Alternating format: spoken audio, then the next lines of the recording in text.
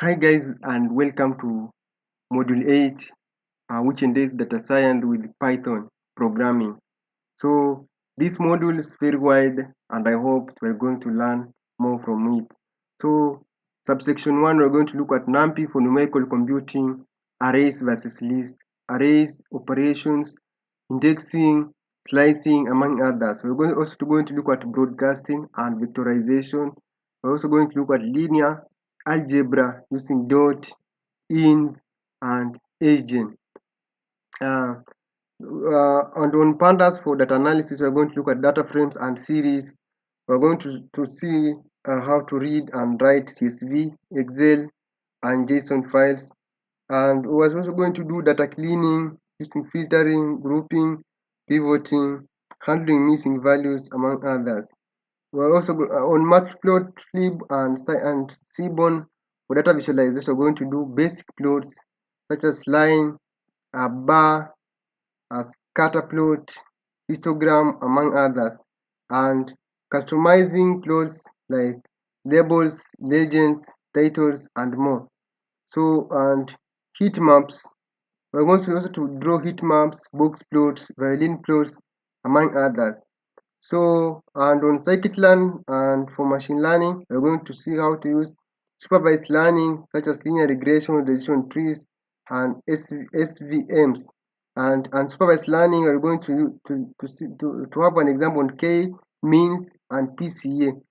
And on model evaluation, we're going to look at cross validation and confusion matrix.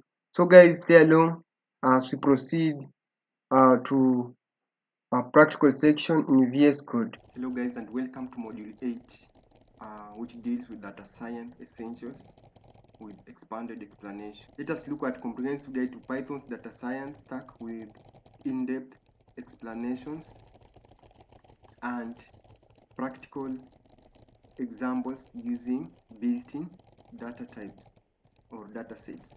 So anyway, what is data science?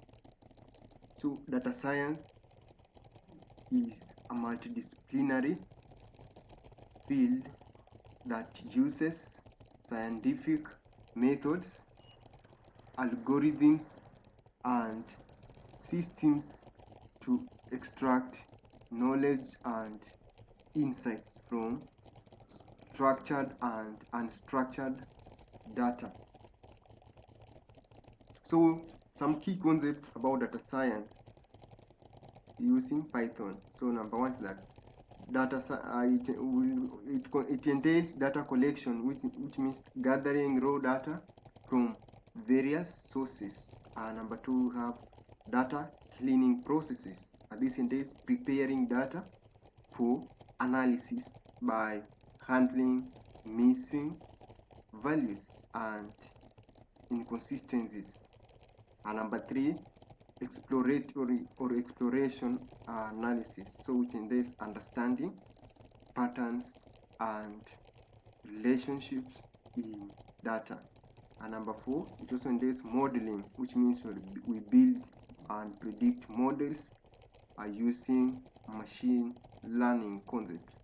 And number five is visualization, so by creating intuitive representations of data. And finally, number six, interpretation, so by drawing meaningful conclusions and making data-driven decisions. So why Python for data science? So Python has simple syntax and is easy to learn. Python has rich ecosystems of libraries and such as NumPy, Pandas, Matplotlib, scikit-learn, among others. So Python has large community of support, or Python integrates well with other technologies. So let us look at NumPy as a section number one. So NumPy is a short term for numerical computing.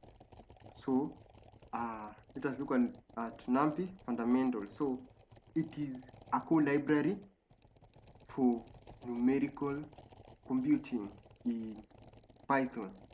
And NumPy, or simply numerical Python, is the foundational package for scientific computing in Python programming, and it provides efficient tools for working with arrays and numerical operations, and is often used as the building block for other data science and machine learning libraries like Pandas, scikit-learn, and TensorFlow. So NumPy provides n-dimensional array object, or ND array, and we need to remember at the heart of NumPy is the ND array object, which means a multidimensional container of items, which means of the same data type, that allows faster and flexible operations on data in 1, 2, or more dimensions. It can represent vectors, matrices, or even higher dimensional data type. So NumPy is fast vectorized operation, has fast vectorized operation. So instead of looping through data elements manually, which is slow in Python, NumPy enables vectorized operations that are performed under the hood in highly optimized C code. So this makes numerical operations much faster and more efficient than standard Python lists. And it also entails broadcasting capabilities. So broadcasting refers to NumPy's ability to perform arithmetic operations on arrays of writing explicit loops. For example, you can add a scalar to a matrix or perform element-wise operations between arrays of different shapes automatically. It also handles memory efficient data structures. So NumPy arrays consume less memory compared to Python lists and offer more powerful data manipulation capabilities. So, and the underlying implementation is destined for high performance using continuous memory locations and fixed data types to optimize storage and speed operations. So to use it, we have to explicitly import it. So let us import NumPy as NP. So this imports NumPy. Import NumPy library first, and it's often used for numerical operation, as we have seen there in the explanations.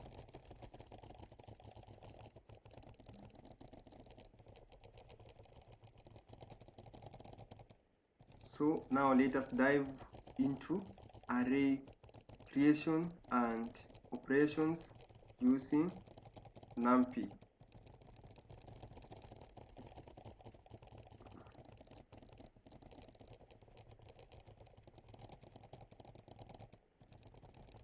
For creating different types of arrays using NumPy.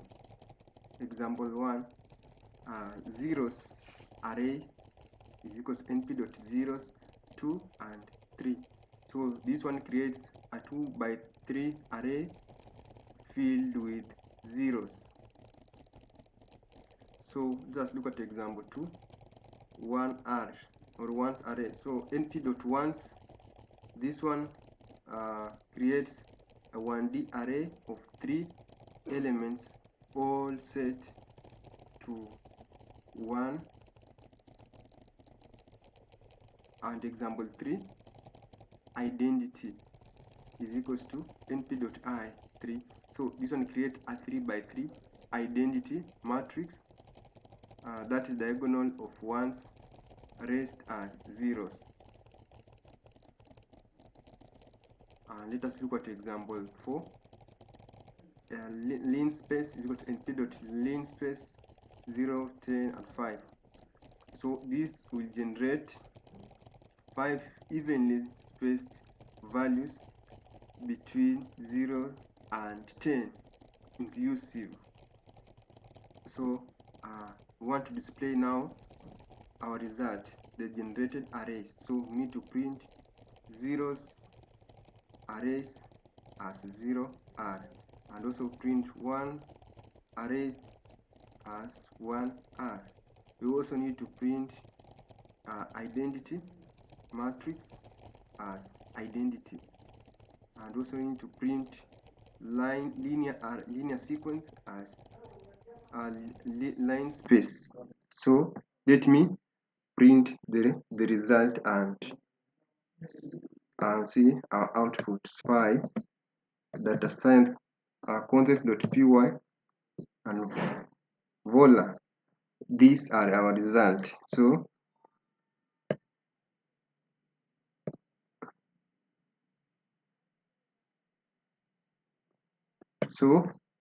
our result, so 0 arrays, we have this one, zeros, arrays of zeros, 1 arrays of ones, and identity matrix, the diagonal of ones, and the rest are zeros, as we've seen from our explanation here, from our explanations right above here. So let us move ahead. Now guys, let us look at vectorized operations in NumPy. So these operations are performed on entire arrays at once. So this is element wise and are much faster than using loops in plain Python list. Example 1, that array or r is equal to np dot array 1 to 5, and this one will create a 1D array with integers from 1 to 5. So we print the vectorized operations as r. So, and for example, we want to manipulate and adding 5 to each element of the array using broadcasting. So this one will provide us 1 plus 1, 2 plus 5, all the way to 5 plus 5. So which will be the result as follows. So if we print added 5, will be array plus 5. So let me finish, and then we run a program as conclusively. So the output should be as we've just said. So we can also multiply each element by itself, that is square each value, and each value will be 1 squared, 2 squared, 3 squared, and all the way to 5 squared, and it will be 1, 4, 9, 16, and 25. You can print multiply r times array, and the output should be 1, 4, 9, 16, and 25. So we can as well apply the sine function to our array in radians to each element. So for example, sine of 1 all the way to 5 will be sine 1 as sine of 2 all the way to sine of 5.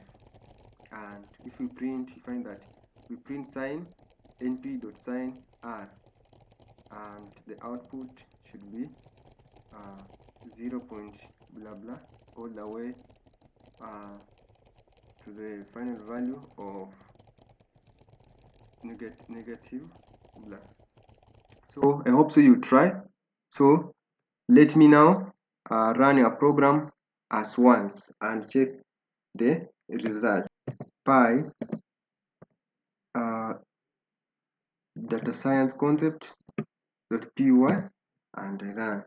So these are our solutions. So remember, we have several stuff that we've done, like adding, multiplications, among others. So we did a multiplication here. For example, here we said add 5.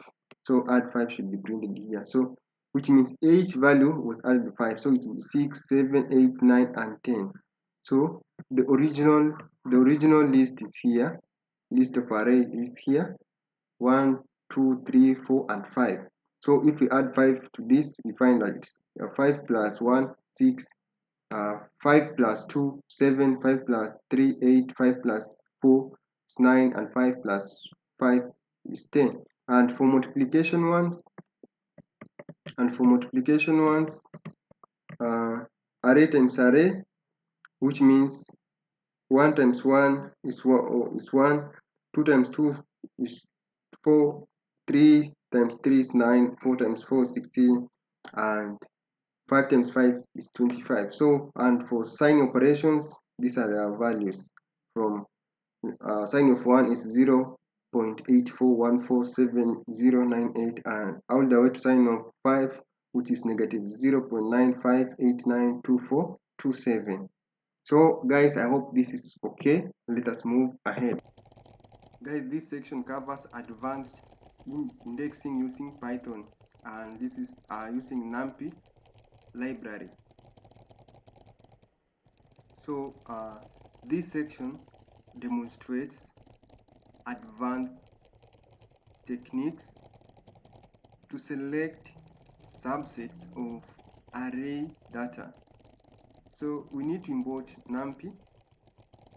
So this is the fundamental package for scientific computing, as you've seen earlier in Python. So we start by importing NumPy as np. So we can create a sample of 3D array as simulating RGB image data. So, and the array has dimensions 4 by 4 by 3, representing 4 rows, 4 columns, and 3 color channels, that is red, green, and blue. And so np.random.runtInt, this one will generate random integers between 0 inclusive and 256 exclusive, and d type is equal to np.uint8 specifies unsigned 8-bit integers, which is standard for image data from 0 to 255. Example, image data is equal to np.random.runtInt, that is 0 to 256, 4, 4, 3, the way we just said above. So if we print image data shape, we find that it will be image data dot shape, and this will show the dimensions of our array data. So let me run our program and check our output. Py data science concept.py, and voila, we find the image data shape is of size 4, or is of dimension 4 by 4 by 3. Great. So let us move ahead. Now guys, let us look at fancy indexing. Fancy indexing allows selecting arbitrary elements using array of indices. So let us define which rows and columns we want to select. So we will select elements at row 0 and column 1 and row 2 and column 3. So we can demonstrate as rows is equal to np.array 0, 2. This is the array of row indices, and calls as np.array 1, 3, and this will represent array of columns indices. So when we pass these arrays as indices, NumPy pairs them as first element of rows with first element of calls, etc. And if we print that the selected pixels using funny indexing, and we pass in the funny indexing, which means the image data, as rows, columns, and this will return a 2 by 3 array, so which means 2 pixels with 3 color channels each. And so let us print and find out. Py data science concept.py, and we run. So we find that the selected pixel using funny indexing is 214, 20 and 80, and row 2 is 233, 204 and 255. Now guys, let us look at Boolean masking. So Boolean masking selects elements based on logical conditions, and you can create a Boolean mask where red channel values are greater than 200. So the image data will be like colon, comma, 0, and this one will select all rows and columns, but only the red channel index at 0. So for example, our object as mask is equal to image data, colon, comma, 0, greater than 200. So the result is a 4 by 4 Boolean array of true and false values.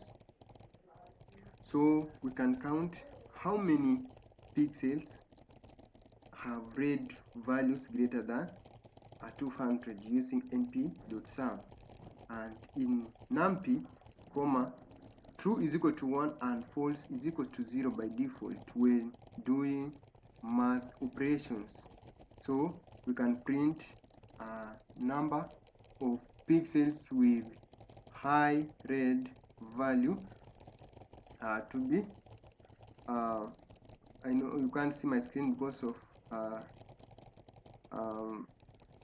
because it is hidden, and this one it's optional, but we can also show the actual pixel values that meet these conditions.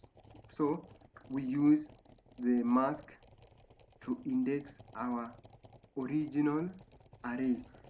So, and the mask syntax selects all elements where mask is true, and you can print the actual pixels with a red value of greater than 200 as image data mask. So this one will return an n by 3 array where n is the number of true values in the mask.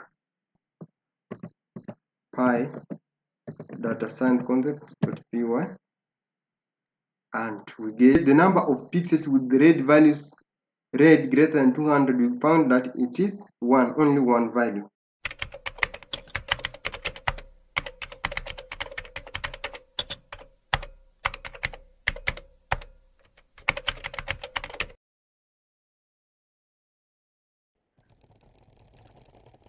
So guys, let us look at part 2, Pandas for data analysis. So what is Pandas? So you can think of Pandas as Excel for Python, but much more powerful this time. So it is the number one tool for working with tables of data, and it's called DataFrame. And some of the key concepts include that Pandas deals with DataFrame, that is the main table, and this DataFrame is like an Excel spreadsheet, and it has rows, that is records, and columns, features. Example of a data frame can be like name, age, and city as columns, and then you have under names Alice, age 25, Paris, city, then Bob as age 30 and lives in Tokyo, etc. And you can also NumPy can also it also entails series, which means single column. So it has just one column for the table. And example, the age column has 25 and 30. And number 3 is that it also entails data cleaning superpowers, or has data cleaning superpowers magic. So it fixes missing data like blank Excel cells, and it also removes duplicates. It also converts data types, that is text to numbers, etc. And number 4 is that NumPy can do data exploration efficiently, such as it can sort data like Excel sort function. It can filter, such as show only Tokyo residents. Again, it can group data, that is average age by city. And number 5, it can do data or time magic manipulation. So it's a special tool for dates / times. It can calculate, for example, 3 days after purchase. You can also find all sales in January for a business data. And remember that DF is shorthand or short for data frame, and you will see this almost everywhere. And every column is a series. Now let us look at examples. So making a simple data frame. So we import Pandas as PD. So we want to create a dictionary like a main database. So data is equals to, for example, name is Fahad, Bob, and Delan. And we also have the other name, age as 25, 30, and 35. So city, they reside in Paris, Tokyo, and London respectively. And we can convert to Pandas data frame as follows. So df is equal to pd.dataframe, and we pass in our data as our argument. So if we print our first data frame to be we print df. So pi data science concept.py, and we find out that that indeed this is what we have, that name Fahad, Bob, and Dylan, age 25, 30, and 35, and city Paris, Tokyo, and London. So this is what we just made. So name, age, and city,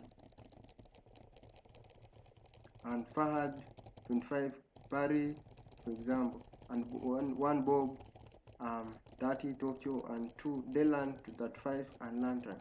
So we need to note that the leftmost numbers 0, 1, and 2 are automatically raw numbers or indices. To be precise, let me reprint again and show you what I mean. Pi data science concept.py and run.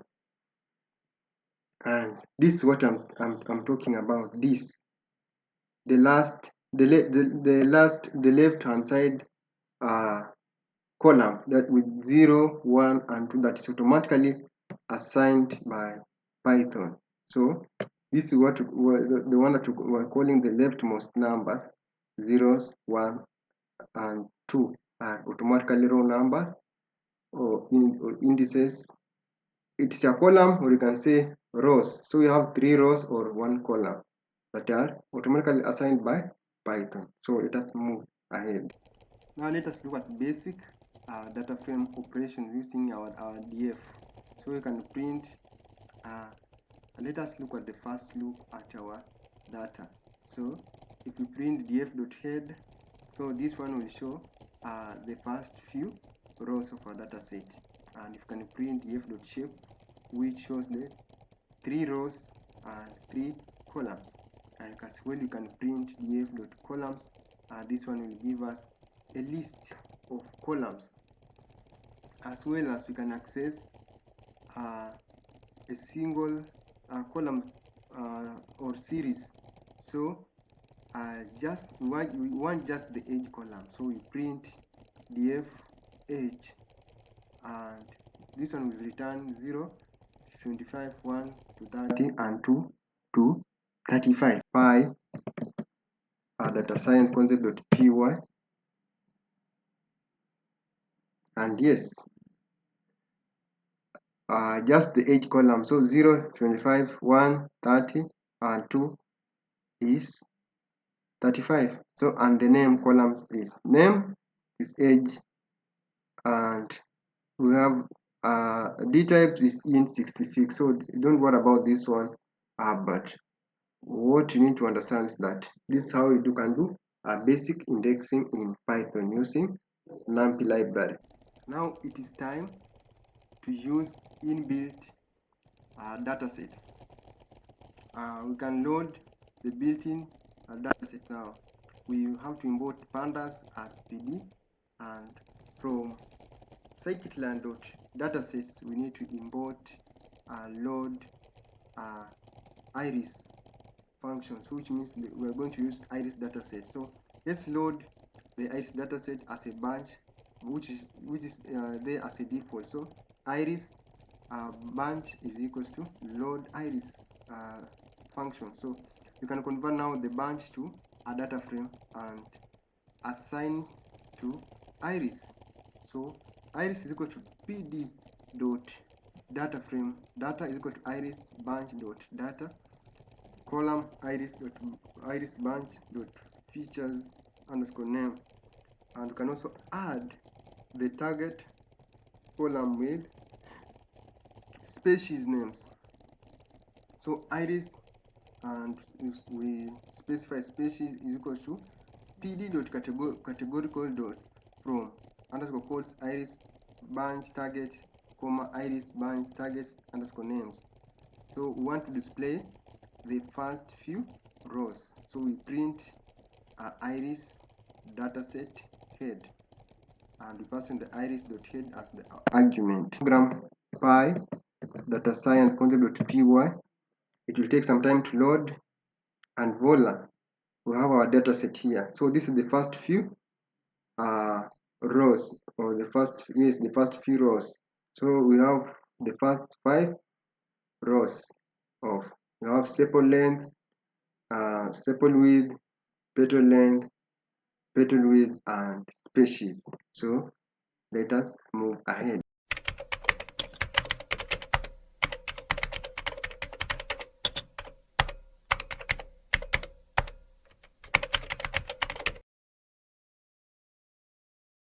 So let us continue by iris data frame operations. So we want to look at some basic statistics using our loaded data now, and we want to do some descriptive statistics.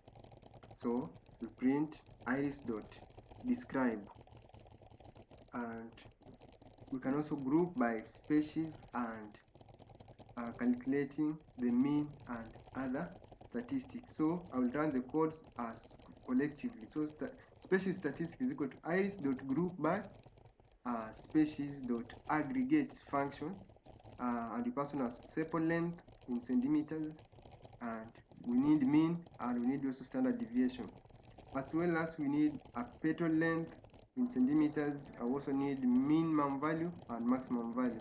We want also to print now the species statistics, and we pass on the species statistics as our argument. So let me run and see the outcome. Yes, again it's taking time to load. Yes, this is the summary statistics. Species Setosa, Vascala, and Virginica. So we have under Setosa, we have it has a mean of 5.006 and standard deviation of 0.3 52490, and Virginica, it has a mean value of, or average value of 6.588 and standard deviation of 0.635880, and also you also have minimum value here. For example, on Virginica, it has a minimum value of 4.5 and maximum value of 6.9. So great, guys. So you can move ahead.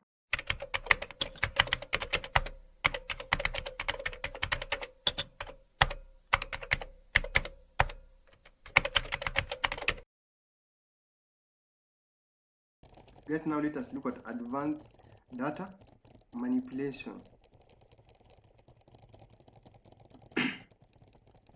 So this section demonstrates powerful data manipulation techniques in Pandas.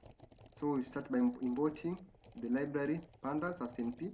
I also import we import NumPy as NP and Pandas as PD. We also import scikit-learn, and we import we get the load iris function to load our data frame. So, and continue. So iris data is equal to load iris as a function, and iris is equal to pd dot data frame, and passing our data as is equals to np dot c underscore iris data, comma iris target, comma columns is equal to iris, and we need to fetch some feature names and with species. So now we want to look at renaming of columns to have access or remove spaces and specifically characters. So iris dot columns is equals to sepal length, sepal width, and petal length and petal width. We also have some species. So our data is set. Now let us proceed. Now guys, number one, we want to look how to create new or calculated columns, and we want to see the reason why. So why create new columns as we've done above? So we need to derive new metrics from existing data. We also need to combine features for better analysis, as well as we want to prepare data for machine learning. Now let us create a new column that calculates sepal length to width ratio. So iris, and we create sepal length ratio, or sepal ratio is equal to iris sepal length over iris sepal width, and we can print the data frame with a new sepal ratio column as print iris dot head. Okay, let me run the code py data science concept dot py. Indeed, you find that our new column has been created. The sepal ratio has been created, where we're dividing the sepal length, this one, the sepal length, sorry, the sepal length here is the sepal length with petal width. This one is the petal petal width. And remember, these new columns we created them from this line number 17. Remember? Yes, we created them from this. So let us move ahead.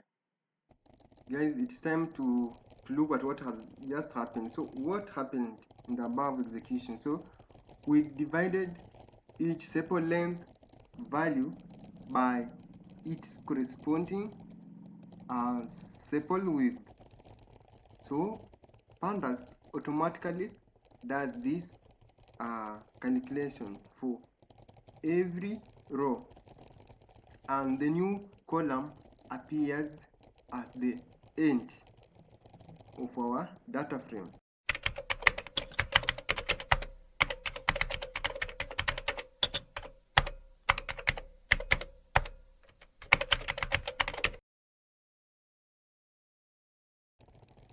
Now guys, let us look at handling of missing data. So real world data often has missing values. So we need to, one, identify missing values, and two, we need to decide how to handle them, such as we can remove or fill them.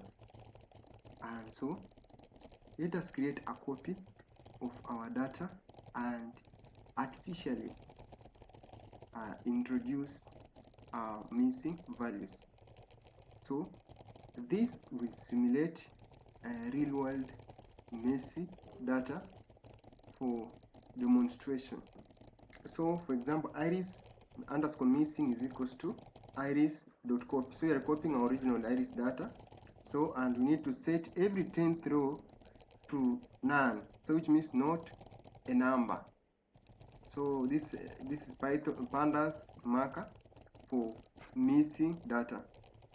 And iris underscore missing dot log colon 10 is equal to np dot none. You can print data with artificial missing values as print iris underscore missing dot is na dot sum. So this is the count of all the missing values per column. So option 1, we can fill missing values using interpolation, which means estimates or estimated values between known points. So underscore or iris underscore filled is equal to iris missing dot interpolate. This means that you don't have to worry, because I will further explain. So we can print after filling missing values with NA or interpolation, we need now to print the field dot iris field dot head. So which one will show the 15 rows to see field values. So let me print this one, and remember, I'm going to explain what has happened behind the hood. So py data science concept.py, voila, this is the data set that we have so far. And remember, this is the missing value, none, as we just expected. So we've already introduced our artificial values. Now guys, let us explain. So interpolation explained. So for numerical or numeric columns, it calculates reasonable values between existing data points. So example, if row 10 is none, between 9 and with the 5.0 and 11 5.2 values, it might estimate 5.1. So which means the average, almost average. So there are different methods available, such as linear, polynomial, among others. Now part 3, let us look at time series functionality. So Pandas excels at working with dates and times. Even if our data isn't time-based, we can add time features. So we can create a sequence of dates matching our data set length. So for example, dates is equals to pd.daterange 2023 to 0101. So period as length is equal to iris, and this means that we add these dates as our data frame index. So, and this replaces the default 0, 1, 2 continuous with raw numbers, and iris underscore time is equal to iris dot set index and dates. Then you can print our data frame with date time index as we print iris underscore date dot head, and we can calculate monthly average resampling. For example, monthly average resampling is equals to iris time dot resample m dot mean, which means m means by month. So when you can print the monthly averages as we print monthly underscore averages, and if I run the code data science concept.py, yes, we see the monthly averages has been added. So we have this one like 2023 all the way 2023 01 02 03 04 and 05. So it has been added to our original data set. Now let us have some concept on time series. So number one, it indexes data range, which means it creates a sequence of dates slash time. And number two is that it has set index, which makes dates the data frames row labels. And number three, resample function. It groups data by time periods. M is equal to month for in this case. And number four, the mean function, which means it calculates the average for each period. And more tips, even without real date, this shows how to analyze trends over time and also aggregate data by periods, as well as handle time-based data. And now this is a big bonus before we get to data visualization section. So plotting the time series data. So we need to use pip install Matplotlib if you've not installed it. So import Matplotlib .pyplot as plt. So for this is a visualization library, and iris time sepal length dot plot title will be sepal length over time, and you can say plt dot y label. So this the y axis will be called sepal length in centimeters, and plt dot show to show our graph. So let me display the graph. Data science concept.py, and yes, and here comes our visualization. So if I expand it, you see that this is a data series visualization, which means data over time, and you can see from January to May. So the fluctuations of sepal length over time. You can see that most of the fluctuations happened between May, March, or you can say maximum fluctuation happened between March and June and May to, so I can say May to July. So guys, in section number 3 we're going to look at data visualization. So why visualize data. This is it enables spot patterns and relationships spot patterns and relationship instantly, identify outliers and anomalies, as well as communicate findings efficiently or effectively, and validate data quality. And we have some tool comparison here.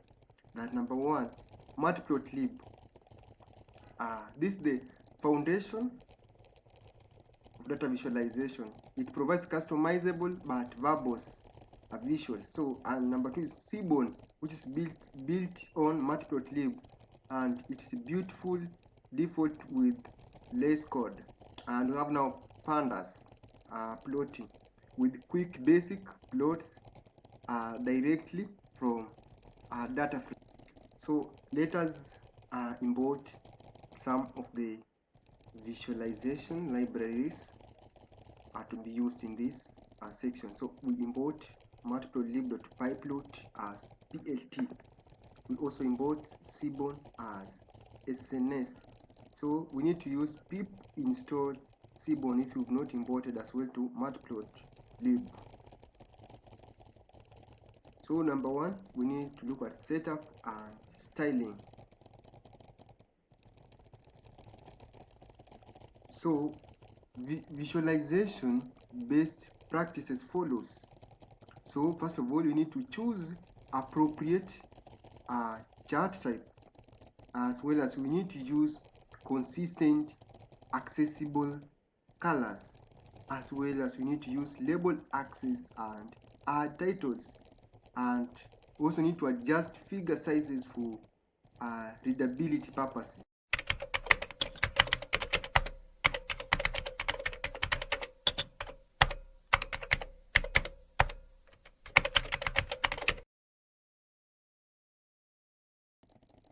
So we need, let us set up aesthetic parameters. So cns dot set style, that is dark grid, and we're just setting up the background with grid lines. So plt dot figure size. So we are setting up the size of our plotting. So width, height in inches.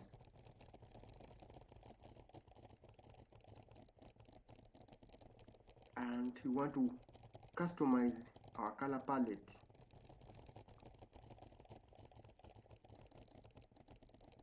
So we need to define as well a custom color palette for different species. For example, species palette will be, for example, Setosa will be hashtag this color, so which means Setosa will be blue, and as well as a very verse color will be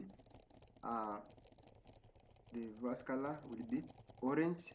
So this is just a color code, but you can find it over online, and Virginica will have this color code, and this color code represents a green color. So this is a simple explanation of what's happening on colors, that this represents blue for Setosa, and this color code represents orange for verse color, and this one represents green for Virginica. So section 2, we are going to look at multivariate analysis. And so this section performs multivariate analysis, where we examine the relationship between multiple independent predictor variables and one or more dependent outcome variables simultaneously.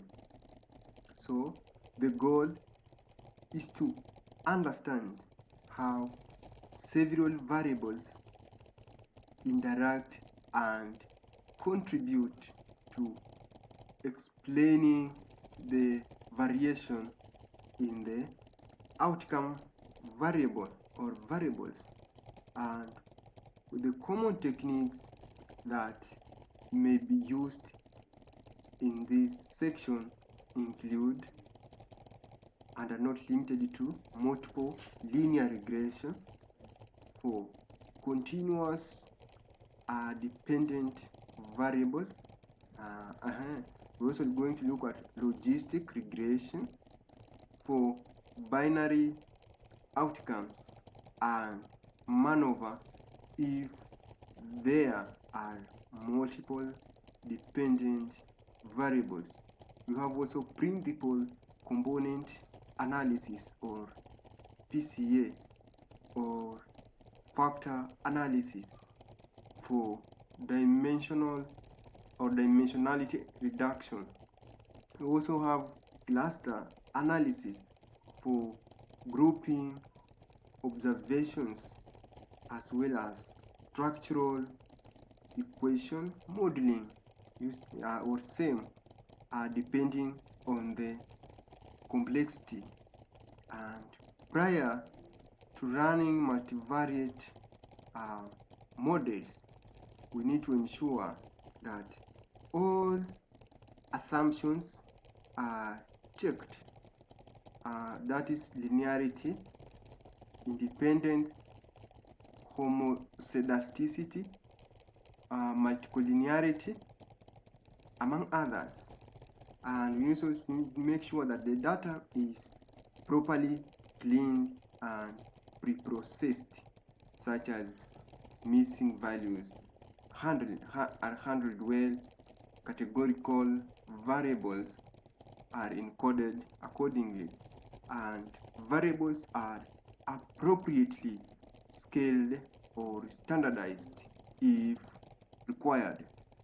And outputs from this section will help in identifying significant predictors, interaction efforts, and potentially mediating or moderating relationships between variables. But a pair plot which shows all the pairwise relationships. And we start by importing Pandas as PD, and we import Seaborn as CNS, and we import Matplotlib.pyplot as PLT.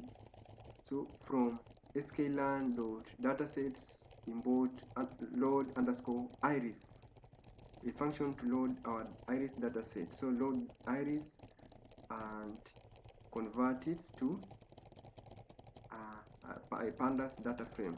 So iris is equal to load iris, and iris data frame is equal to pd dot data frame, and the person our data is equal to iris dot data, and column is equal to iris dot feature underscore names. And we need to add some species with labels, so, and target values to the data frame that we created. So iris underscore data frame, and we need to create species column which is equal to iris.target, and we need to map the numeric species values to actual species names. And species mapping is equal to 0 to setosa, 1 to vascular, and 2 to virginica. So iris underscore data frame species will be iris underscore data frame species dot map species underscore mapping. Now let us do some customization on color palettes for species. So for example, species palette is, for example, setosa will be this color code, and which means setosa will be blue, and vascular will be this color code, which means vascular will be orange in color, and virginica with this color code will be green, for example. And we can as well inform the user that the pair plot is being created with the following prompt. So this may take a moment, for example. So we print creating pair plot, and this may take a moment to make them to be a little bit more patient. So we can now create a pair plot using Seaborn to visualize pairwise relationships in the dataset. So we say pair is equal to cns dot pair plot iris data and hue species, and this is the color points by species, and palette as species underscore palette that we defined earlier. So we use the customized color palettes for a species, and markers 0 for circle, S for square, and D for diagonal. So these different markers for each species, such as S for circle, S for square, and D for diagonal. So DAG kind is KD, which means we use a kernel density estimation method to plot on the diagonal for distribution, and plot underscore key ws equal with alpha parameter 0.7 and edge color as black, and this customizes plot appearance semi-transparent with some black edge. Now let us beautify our plot by adding a title to the plot. So plt dot a subtitle, which means supplementary title, as multivariate relationships in iris dataset with y as 1.02, with this one as a title, and adjust accordingly. So we can also adjust the layout to prevent overlapping of titles and labels. So plt dot title layout function, and we can also now display the plot to the user. Let us now test our code. So py data science concept.py, and I hit enter, so it will take some time to print. So, yes, voila, can you see this beautiful plot? Now this is our final outcome. This is our final outcome of this plot. I hope this makes sense. Now guys, let us have a summary from pair plot insights.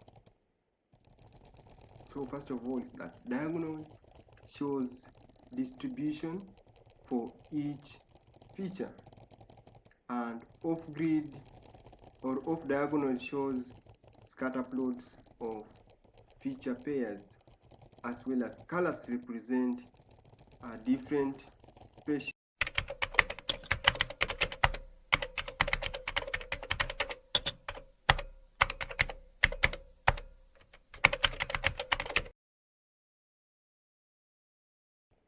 So guys, part 3, let us look at distribution comparison. So we need to understand the following. In this section, we visualize and compare the distribution of petal length across different iris species using a violin plot, and this type of plot combines the benefits of a box plot as well as a kernel density plot, providing both summary statistics like median and quartiles, and the full shape of the distribution. So the violin plot helps us in the following: understand how petal length varies by species.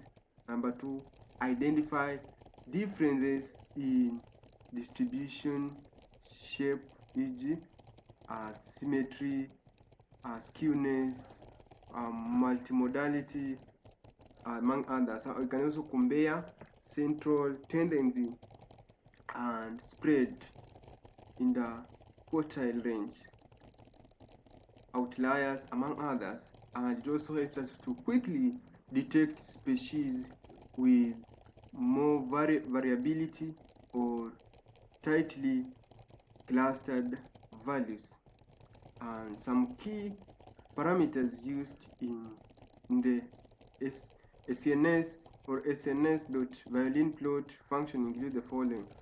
X imply species groups the data by species along the x-axis, and y, for example, petal length, it means that it specifies the numeric variable whose distribution we are comparing, and data is equal to iris. It specifies the data frame containing the data, and palette is equal to species palette. Uses a custom color palette for visual clarity, and inner is equal to quartile. This one implies that we're adding lines for the 25th, 5th median and 75th percentiles inside each violin. And BW is equal to 0.2, for example, it implies bandwidth for kernel density estimation.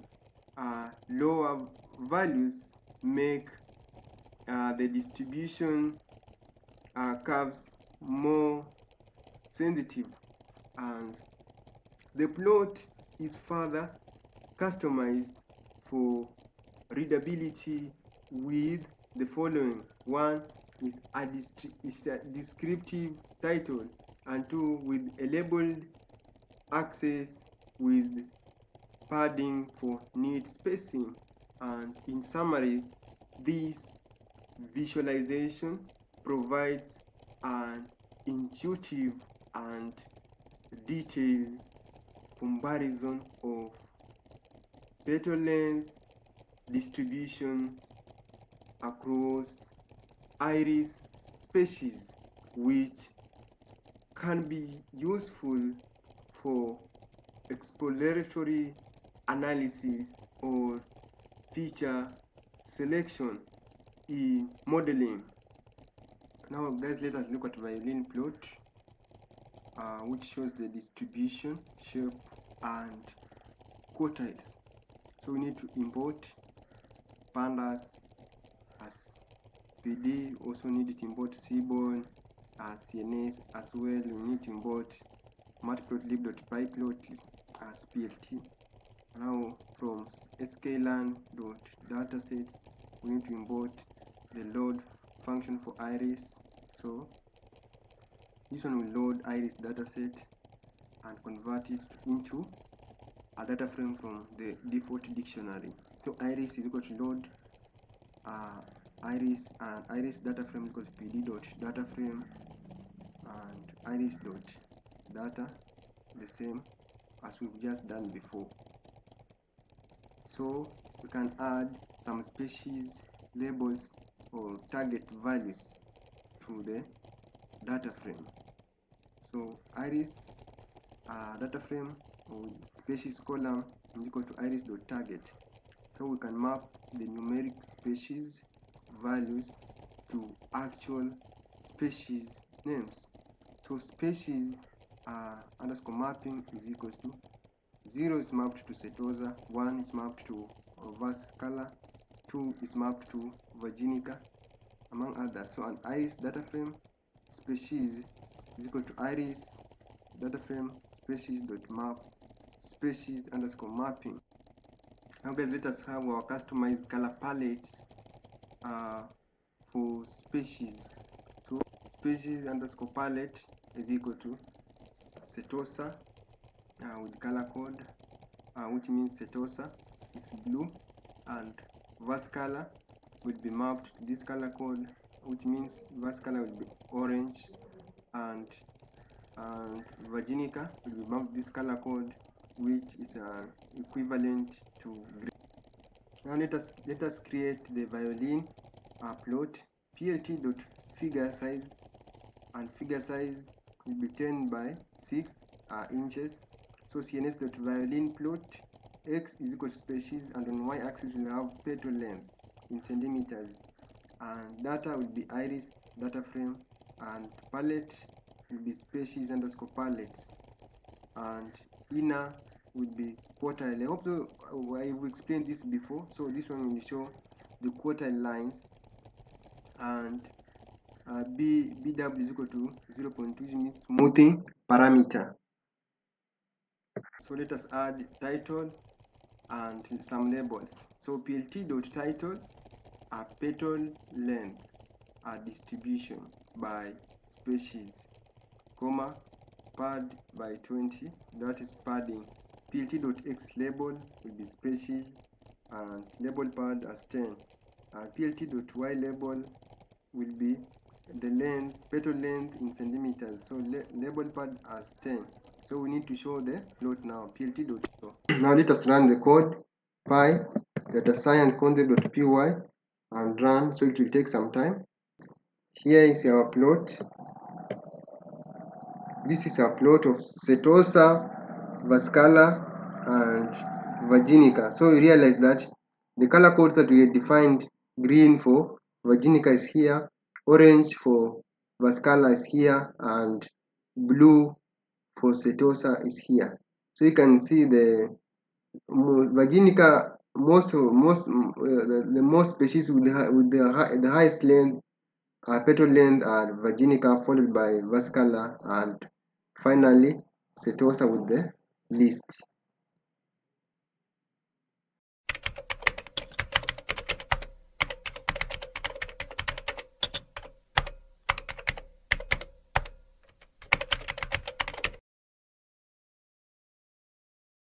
Now guys, on subsection 4, let us look at correlation analysis. So in this section, we perform a correlation analysis to explore the relationships between the numerical features in the dataset, that is iris dataset, and understanding these relationships can help in identifying multicollinearity, selecting relevant predictors, and gaining insights into the structure of the data.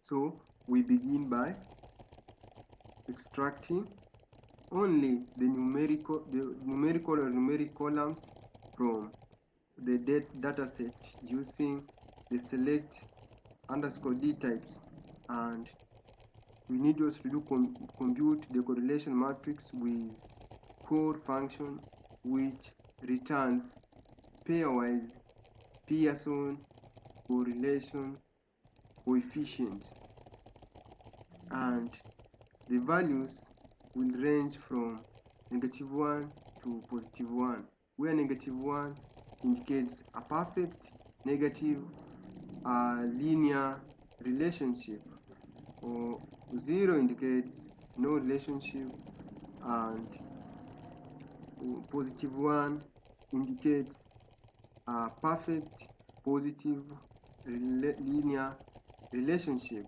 between the variables. So to visualize these relationships, we use a clustered heat map, which not only shows the correlation coefficients in a heat map format, but also groups similar variables together based on their correlation patterns. And here are some of our key parameters used in SNS.clusterMap function. A not is equal to true. This one displays the actual correlation coefficient values in each cell of the heat map, and CMap is equal to coolWarm. This parameter uses a diverging color palette where blue indicates negative correlation, red indicates a positive correlation, and white represents no correlation at all, so which are centered at 0. And the center is equal to 0 ensures the color gradient is centered on zeros for visual balance, and dendrogram underscore ratio is equal to 0.2 controls the size of the dendrograms or hierarchical clustering trees on the top and side, which visually indicates grouping of features with similar correlation profiles. And C bar pose is equal to 0.02, 0.8, 0.05, 0.18 customizes the position and size of the color bar for better layout. And finally, we have the following touches.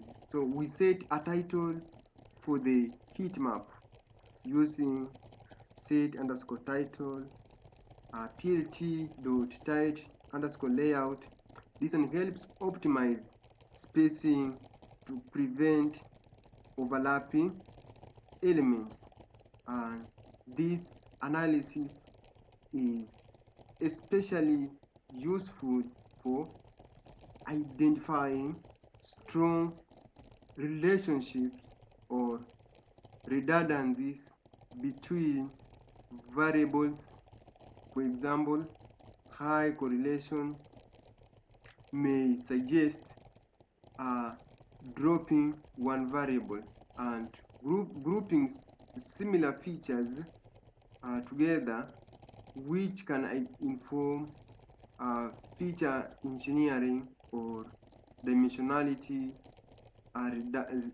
reduction, and gaining a high-level overview of the dataset's internal structure. So we can move on by importing the required libraries such as Pandas, Seaborn, as well as Matplotlib or .pyplot as PFT. Now let us have our iris dataset loaded. So iris underscore df is equal to pd.dataframe, and we pass on the following arguments. I know this is something we've done over time, so you understand what's happening behind the hood.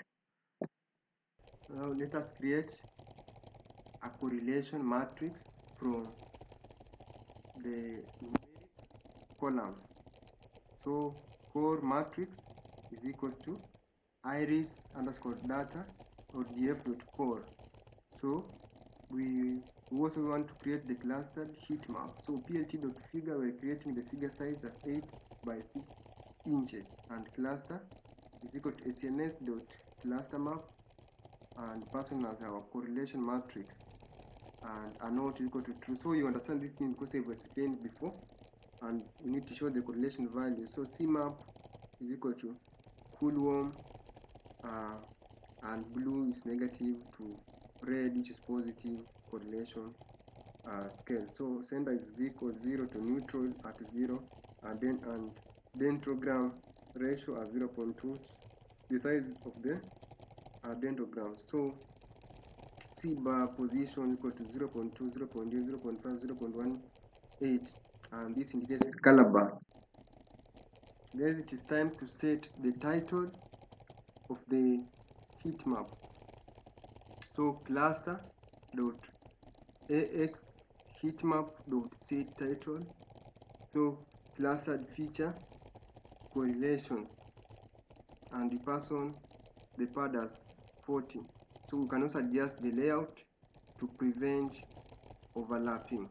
So plt.tight layout, as well as now we can show the final heat map, the user plt.show py datascience.py. This is our heat map with the title clustered feature correlation. So you can see the relationship, and we say that red indicates higher correlations, with blue means less correlation, and white, which means no correlation.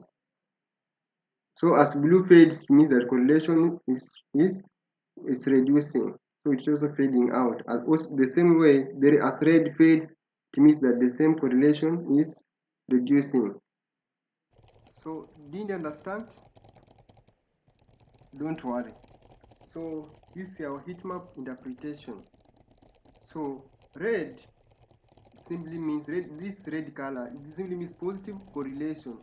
As one increases, so does the other, and vice versa. And blue, it means negative correlation, so which means as one increases, other decreases.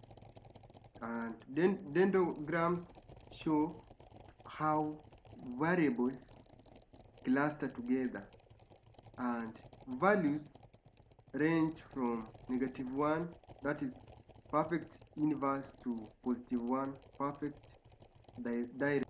So guys, let us have our bonus tip here, and we enter interactive plot. So this is a pro tip, so for interactivity purposes, exploration. So we can import the pandas as pnd. So from scikit-learn.dataset, you can import the load iris function, and you can also import the plotly.express. So if you not imported, you can use pip install plotly or express, it will still work. So let us load and convert it to data frame. So iris bunch, remember initial iris is in dictionary format, so that's why we are converting to the data frame.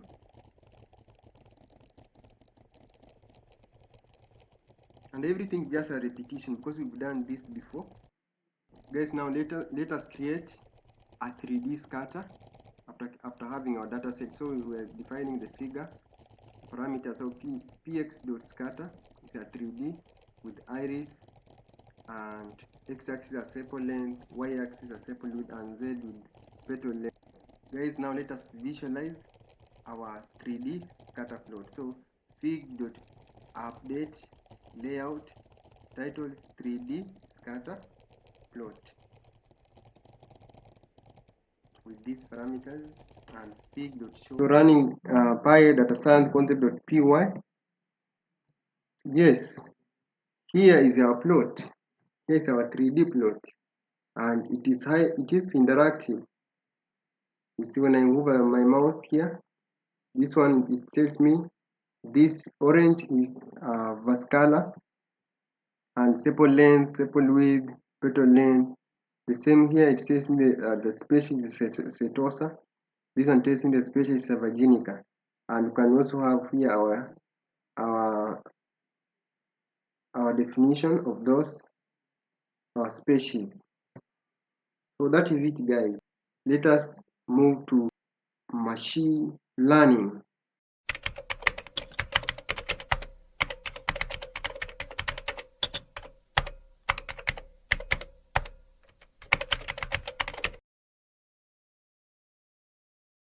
Yes guys, welcome to part 4 of machine learning with scikit-learn library.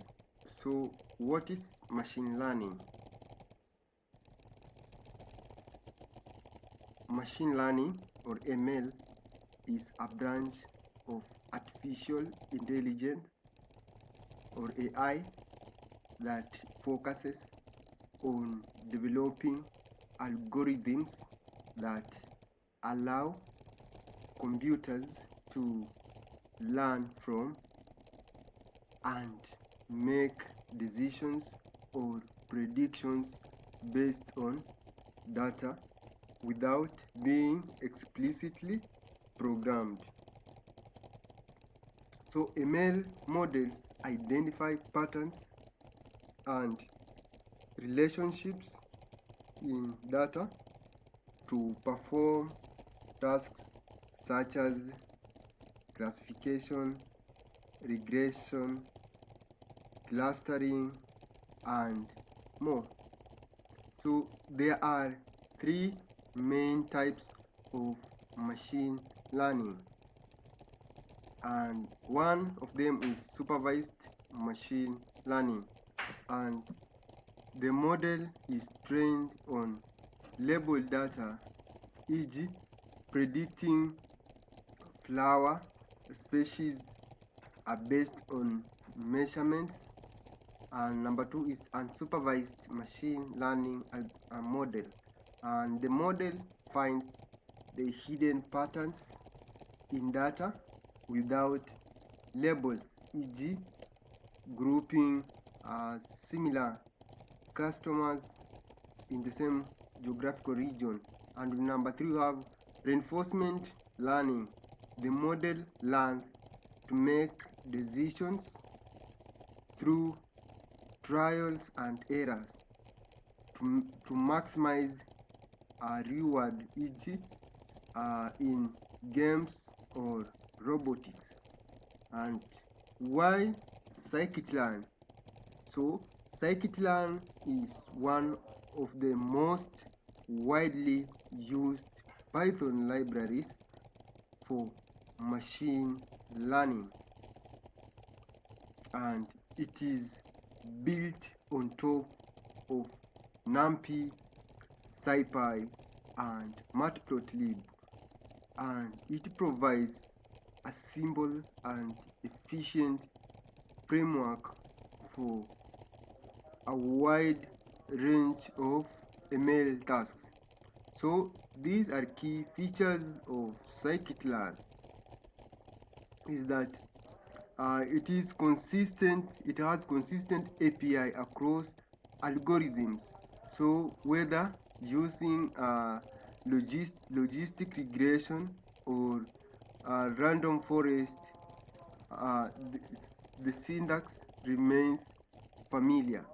And number two is that it has built-in datasets, and we can access sample datasets like iris, digits, wine, and breast cancer for quick prototyping. And it also has data processing tools, and this means that it can easily handle missing values, scale features, encode categories, variables, encode categorical variables, among others. And it also enables model selection utilities, so it can perform train or test splits across, do cross validation, grid search, and hyper parameter tuning. And it can also do evaluation, or it can evaluate the model metrics. So it has built-in tools to assess model performance using accuracy, precision, recall, F1 score, row curves, and among others. So it has wide range of models.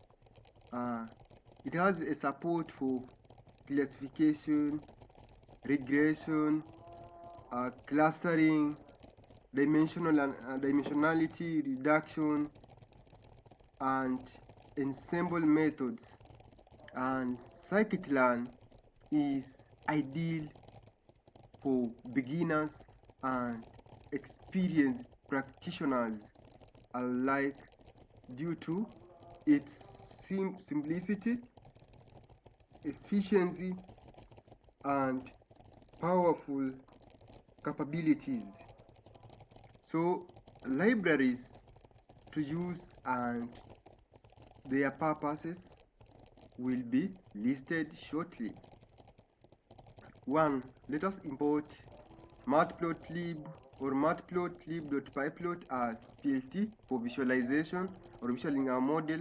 And from scikit-learn, we can import load one, which means inbuilt dataset, and from scikit-learn processing we can import standard scalar function, and from sklearn.decomposition we can also import PCA, and from sklearn.ensemble we can import random forest classifier, and from sklearn model selection we can import cross val scope.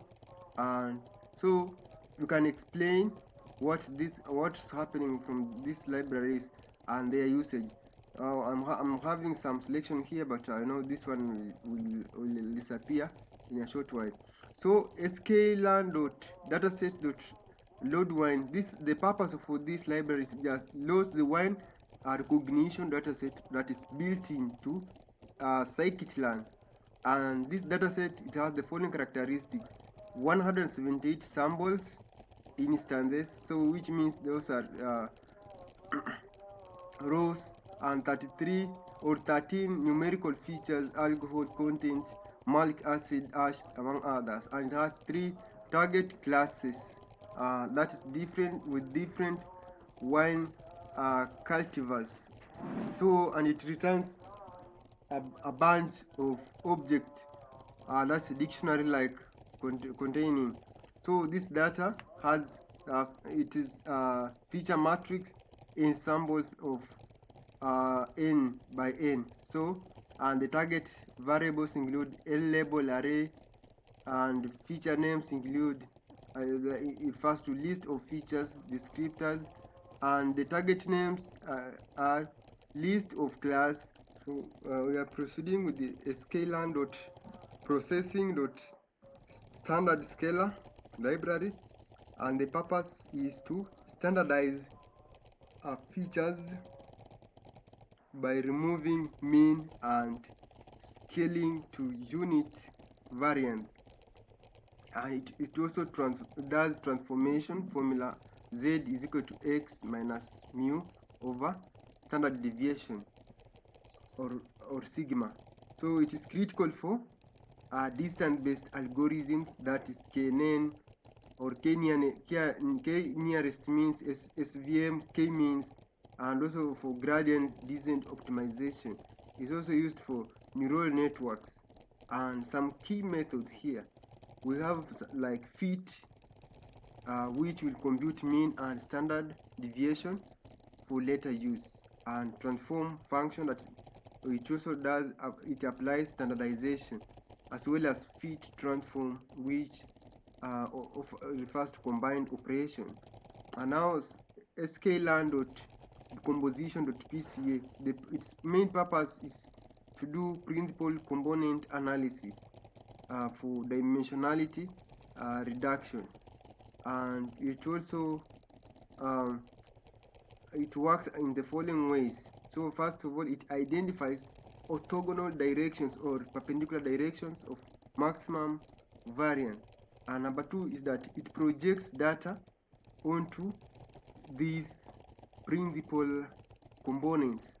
And the key parameters here are n components, which refers to number of components to be kept, and you have whiten, which normalizes component variances, and the default is equal to false, as well as you have the menus as follows. So in visualization and in reducing to 3D or 2D, so it also aids in noise reduction and also speeding up algorithms. Now next library is scikit-learn.ensemble.random forest classifier, and the main purpose is to ensemble learning methodology using multiple decision trees. And the key characteristics include builds many trees with random subsets of features. It also averages predictions across all trees, and it naturally handles multicollinearity, and Important parameters include n estimators, which is the number of trees, and the default are 100 trees, and maximum depth, and in this case maximum tree depth, and criterion, which entails splitting criterion, and gain or entropy are used. Advantages of this method: it is robust to overfitting, so it provides feature importances score. It also handles mixed data types. Let us move to scikit-learn model selection cross val score. So the main purpose is for evaluation. So it evaluates model using k-fold cross validation, and it has the following workflow. It splits data into k equal folds, and the default of k is equal to 5. It also trains on k minus 1 folds and validates on remaining fold. And number 3 is that it repeats k times with different validation folds. And the key parameters include estimator, model object, implementing fit, and x, which is the feature matrix, y is the target vector, cv is the number of folds or cross validation strategy, and scoring refers to evaluation metric, and default is accuracy. So benefits: it is more reliable than single train test split.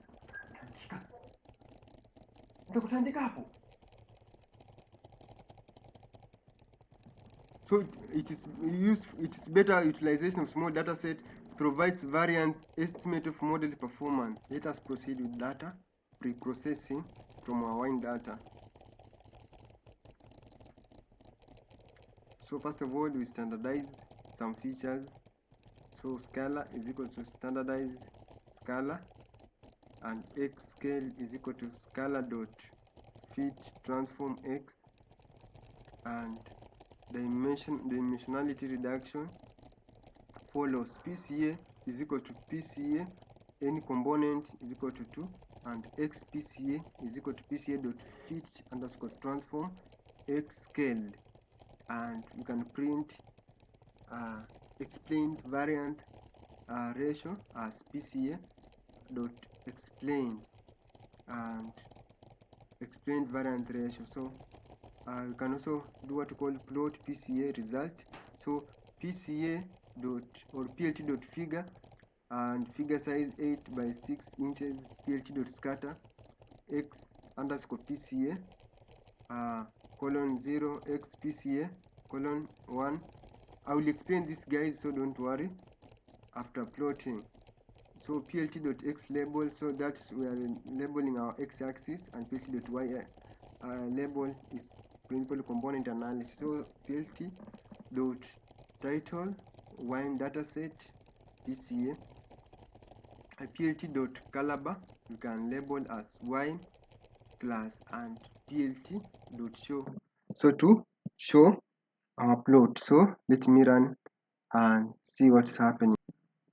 So we find that this is the plot for our PCA, and you can see how this dataset is clustered with different color codings. So we have different codes for different colors of the wine. So you can observe that those wine types with yellow colors have higher rating than those with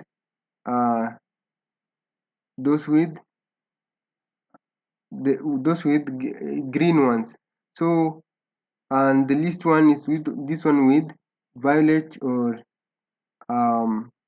purple color.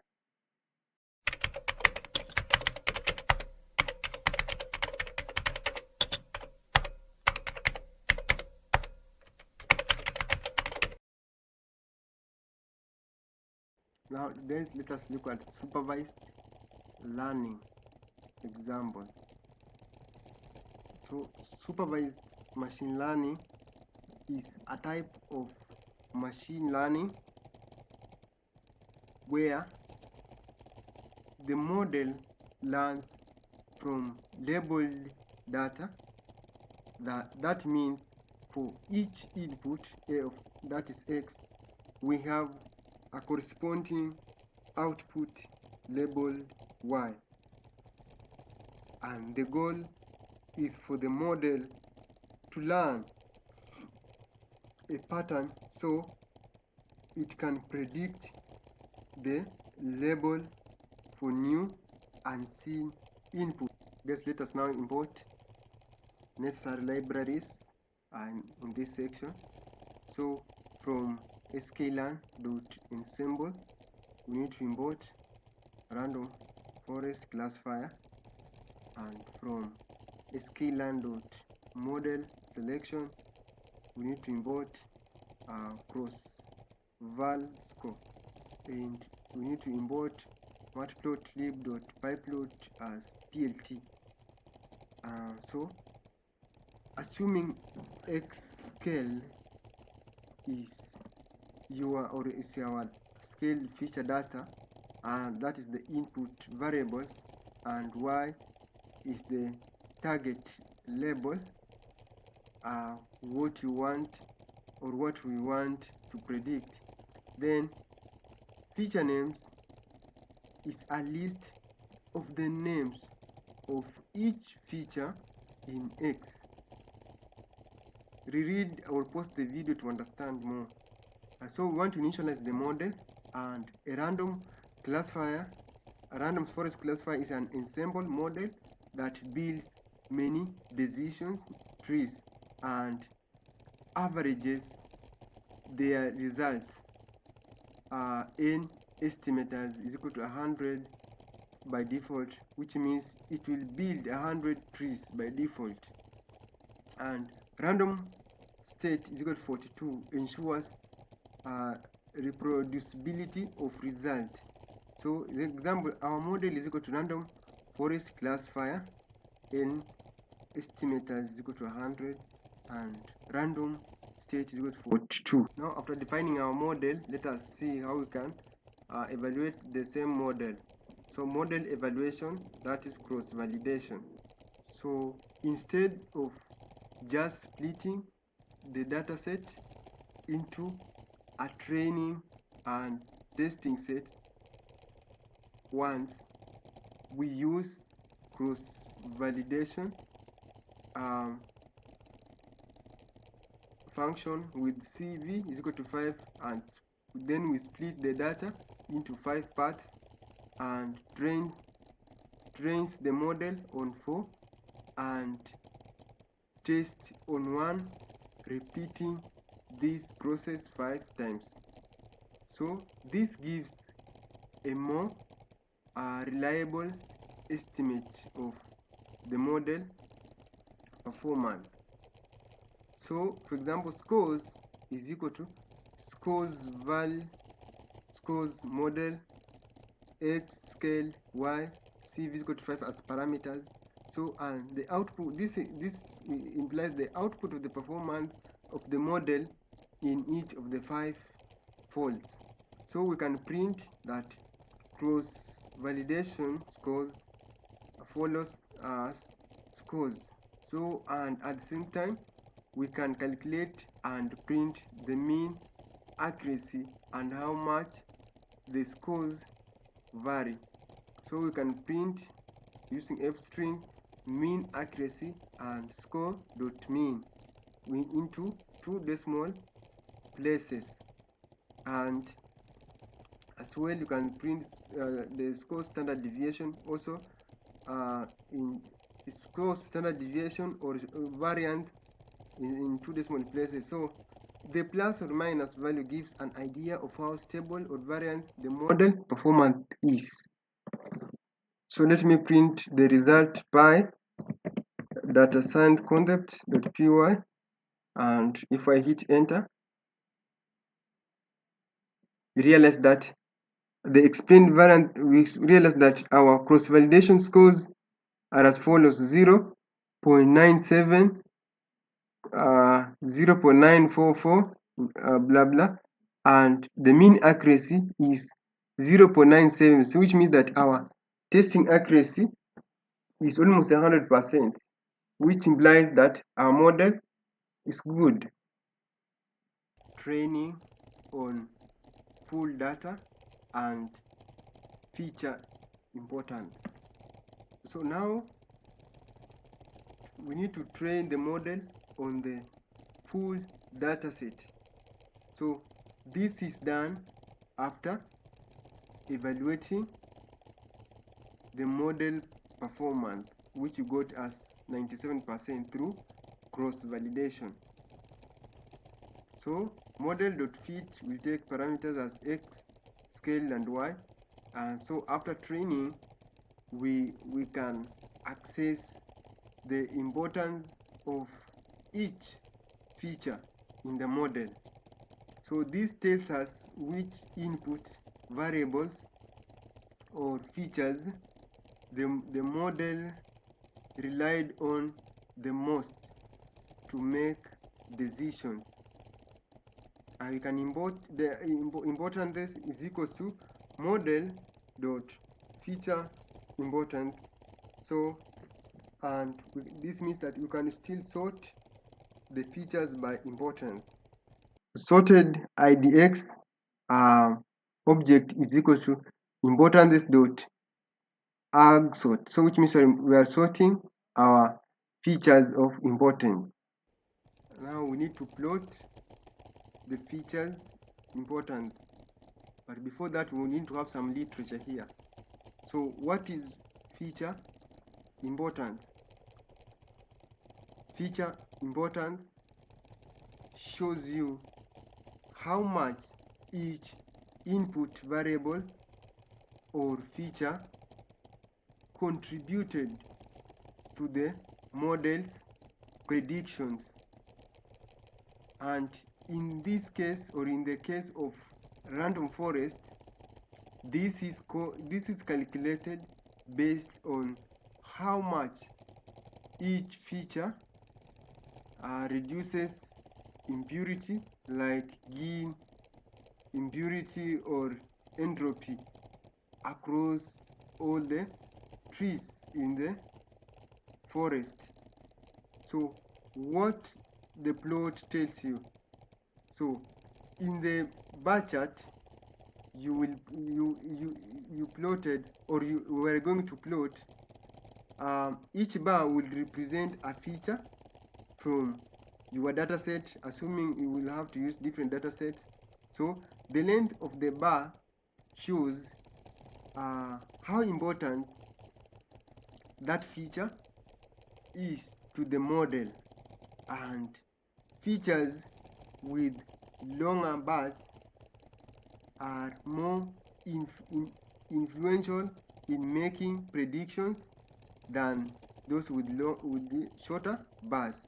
So features with shorter bars have less impact on the model's decisions or decision making.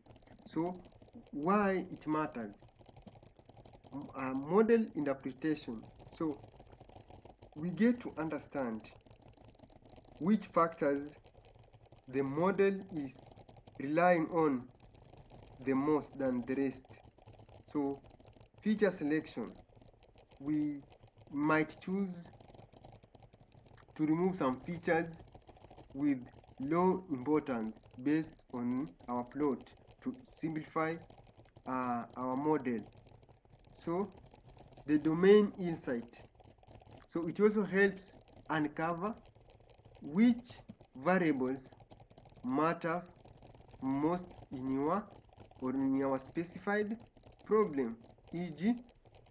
income versus education if we're dealing with school set data, level in predicting loan approval. And we can also create a horizontal bar chart to visualize the features important. So plt.figure we have figure size as 10 by 6 inches. So plt.bar, which means bar h, which means we are plotting a horizontal bar graph with sorted items and importance with alignment at center. So plt.ytix range len sorted idx and feature names with ith value for I in all sorted idx. So we need to label our x-axis as feature important, as well as title as random forest feature important. And now we need again to create our layout to avoid overlapping, and now we need to show to the user, run the code or run the program and check the results. Yes, this is our random forest graph, and these are the random forest feature important. So you realize that flavonoids is more influential than the rest of the variables, whereas non-flavonoid phenols have less influence. So this one can be eliminated from the model because they have less say in the model's performance. So this is what we call feature importance. We realize that color intensity, flavonoids, alcohol, praline, and this one what we call OD 280 diluted wines are some of the features that influence these models' performance than these other variables at the bottom of this bar graph. So I hope this is in order.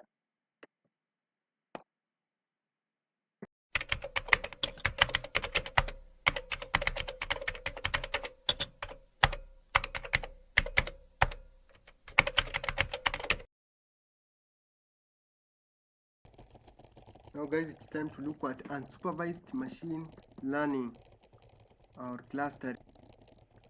So we need to understand what is unsupervised machine learning. So unsupervised machine learning, or just unsupervised learning, is a type of machine learning techniques where we work with data that has no labels or predefined categories, and the algorithm looks for the hidden patterns or groupings in the data on its own, and key characteristics follows.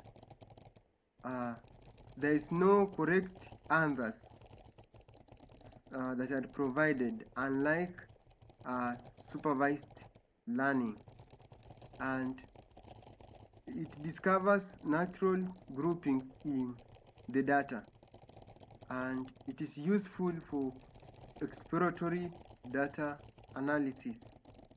And some common techniques under unsupervised machine learning include clustering, dimensionality reduction, among others.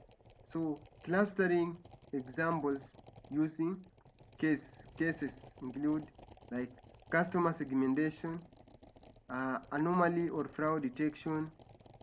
We have image compression. We have document grouping, among others. So we will use k-means clustering, a common algorithm that tries to divide the data into k clusters. So we also need to import from scikit-learn.metrics. We need to import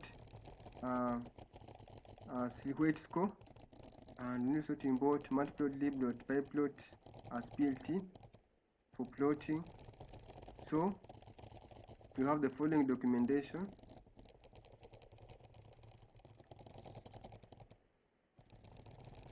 So we are finding the optional number of clusters,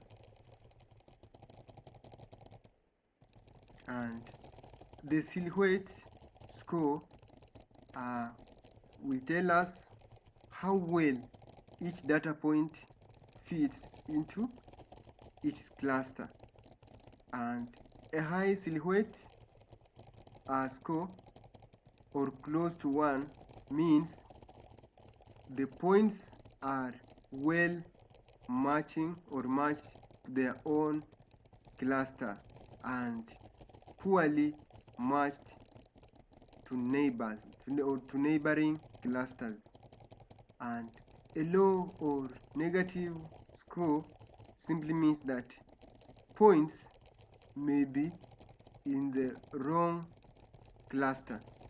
So we will try different numbers of clusters from 2 to 7 to see which number gives the best silhouette score.